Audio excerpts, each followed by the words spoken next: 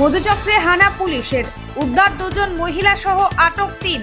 লালবাগ শহরের আস্তাবল মোড়ে জনবহুল এলাকার এক বেসরকারি হোটেলে মুর্শিদাবাদ থানার পুলিশ খবর পেয়ে গতকাল দুপুর 12টা নাগাদ মুর্শিদাবাদ থানার আইসি রাজা সরকারের নেতৃত্বে হোটেলে মধুচক্রে হানা দেয়।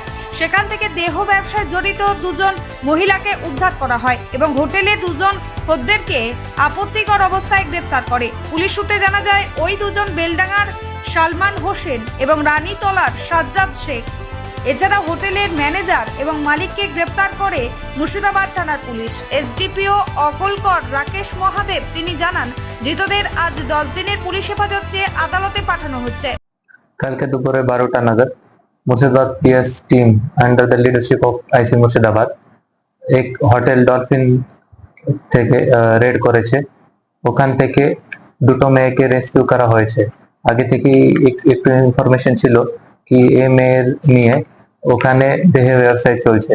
তো রেড করার পর প্রচুর মাত্রা में কন্ট্রাসেপ্টিভ ম্যাটেরিয়ালস এবং বিয়ার বটলস সিজ করা হয়েছে এবং সাথে সাথে 4 জন अरेस्ट करा হয়েছে।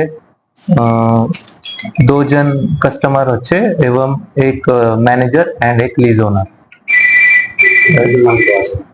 हाँ, और 10 दिन पीसी प्रेयर देवा হচ্ছে। अच्छा, जो कस्टमर আছে एक तो আছে बेलडांगा पीएस और एक तो रानीतला पीएस। नाम Sajjad Sheikh from Ranitala and Salman Hussain from Beldanga PS. Manager और मालिक मुर्शिदाबाद पीएस एरिया থেকে পাওয়া যাচ্ছে। ওনার নাম হচ্ছে সাহেব রয় এন্ড কার্তিক রয়। 10 দিনের পেশি পাওয়া যাচ্ছে। ব্যুরো রিপোর্ট, চেতনা নিউজ।